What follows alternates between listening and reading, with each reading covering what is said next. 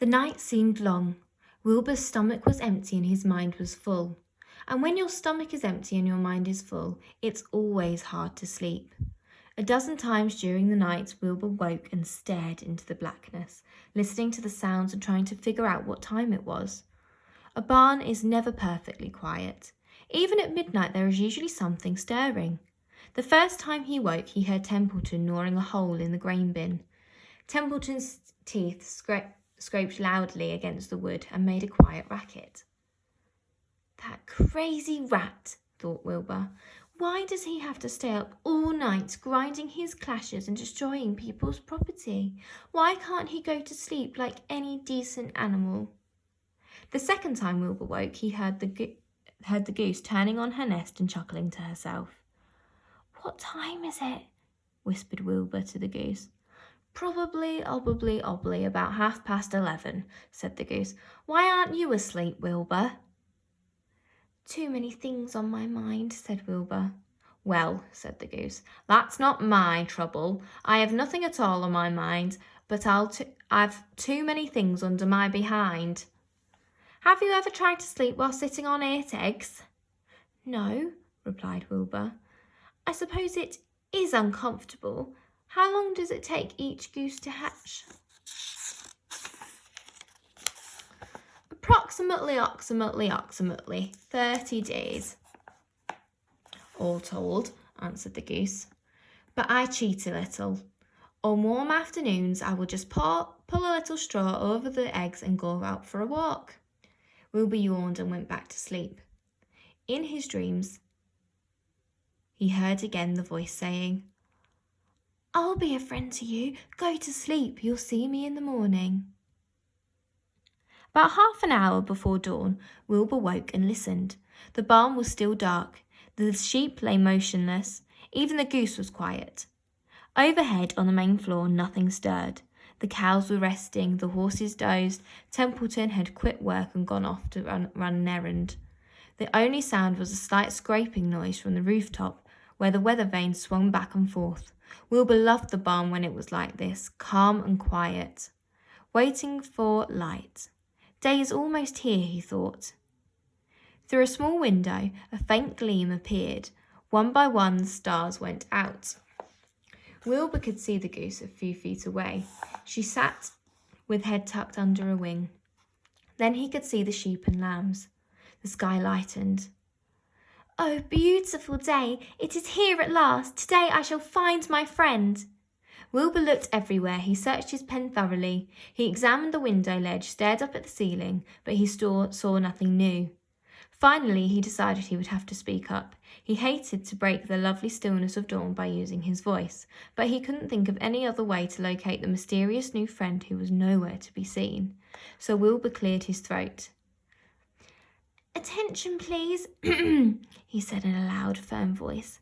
Will the party who addressed me at bedtime last night kindly make himself or herself known by giving an appropriate sign or signal?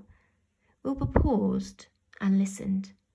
All the other animals lifted their heads and stared at him.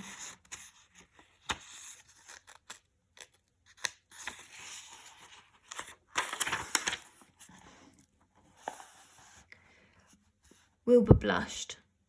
He was determined to get in touch with his unknown friend. Attention, please, he said. I will repeat the message. Will the party who addressed me at bedtime last night kindly speak up? Please tell me where you are if you were my friend. The sheep looked at each other in disgust. Stop your nonsense, Wilbur, said the oldest sheep. If you have a new friend here, you are probably disturbing his rest. And the quickest way to spoil a friendship is to wake somebody up in the morning before he is ready. How can you be sure your friend is an early riser? I beg everyone's pardon, whispered Wilbur. I didn't mean to be objectionable. He lay down meekly in the manure facing the door. He did not know it, but his friend was very near. And the old sheep was right. The friend was still asleep. Soon Lurvy appeared with slops for breakfast. Wilbur rushed out, ate everything in a hurry, and licked the trough.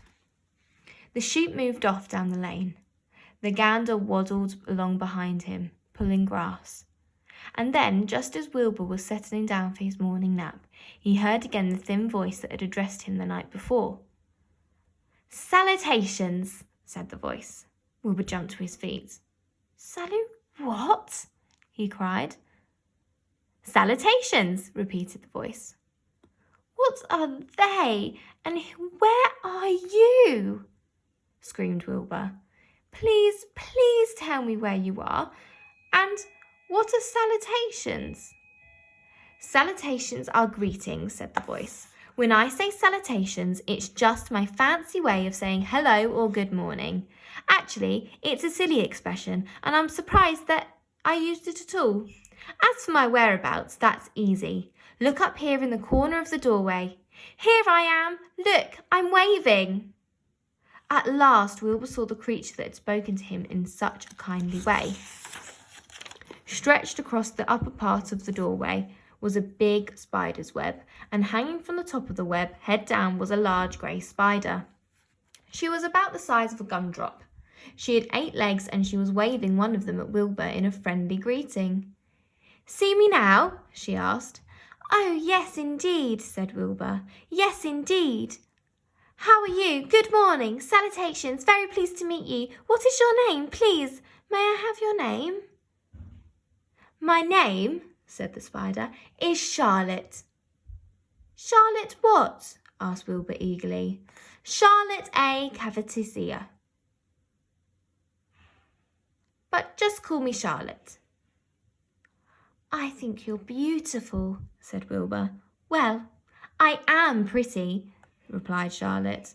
"There's no denying that. Almost all spiders are rather nice looking. I'm not as flashy as some, but I'll do. I wish I could see you, Wilbur, as clearly as you can see me." "Why can't you?" asked the pig. "I'm right here."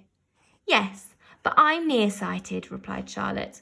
"I've always been dreadfully nearsighted. It's good in some ways, not so good in others. Watch me wrap up this fly." A fly that had been crawling along Wilbur's trough had flown up and blundered into the lower part of Charlotte's web, and was tangled in the sticky threads. The fly was beating its wings ferociously, trying to break loose and free itself. "First," said Charlotte, "I dive at him." She plunged head forwards towards the sky. As she dropped, a tiny silken thread unwound from her rear end. "Next, I wrap him up." She grabbed the fly, threw a few jets of silk round it, and rolled it over and over, wrapping it so it couldn't move. Wilbur watched in horror. He could hardly believe what he was seeing, and although he detested flies, he was sorry for this one. "There," said Charlotte. "Now I knock him out, so he'll be more comfortable." She bit the fly. "He can't feel a thing now," she remarked. "He'll make the perfect breakfast for me." "You mean you eat flies?" gasped Wilbur. "Certainly. Flies, bugs, grasshoppers, choice beetles, moths, butterflies, tasty cockroaches, gnats, midgets, daddy-long-legs, centipedes, mosquitoes, crickets, anything that is careless enough to get caught in my web. I have to live, don't I?" "Why, yes, of course," said Wilbur. "Do they taste good?"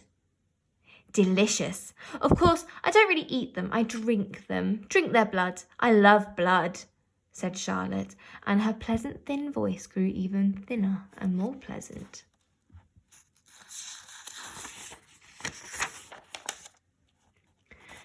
"Don't say that," groaned Wilbur. "Please don't say things like that." "Why not? It's true. And I have to say what is true. I am not entirely happy about my diet of flies and bugs, but it's the way I am made. A spider has to pick up a living somehow or other, and I happen to be a trapper. I just naturally build a web and trap flies and other insects. My mother was a trapper before me, her mother was a trapper before her. All our family have been trappers. Way back for thousands of years, we spiders have been laying for flies and bugs." "It's a miserable inheritance," said Wilbur gloomily. He was sad because his new friend was so bloodthirsty.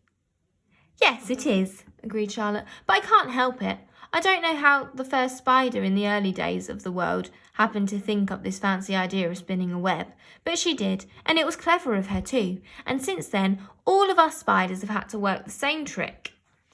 It's not a bad pitch, on the whole. It's cruel, replied Wilbur, who did not intend to be argued out of his position. Well, you can't talk, said Charlotte. You have your meals brought to you in a pail. Nobody feeds me. I have to get my own living. I live by my wits. I have a sharp and clever lest I go hungry. I have to think things out. Watch what I can, take what comes, and it just so happens, my friend, that what comes is flies and insects and bugs. And furthermore, said Charlotte, shaking one of her legs, do you realise that if I didn't catch bugs and eat them, bugs would increase and multiply and get so numerous that they'd destroy the earth and wipe out everything? Really? Said Wilbur. I wouldn't want that to happen. Perhaps your web is a good thing after all. The goose had been listening to this conversation and chuckling to herself. There are a lot of things Wilbur doesn't know about life, she thought.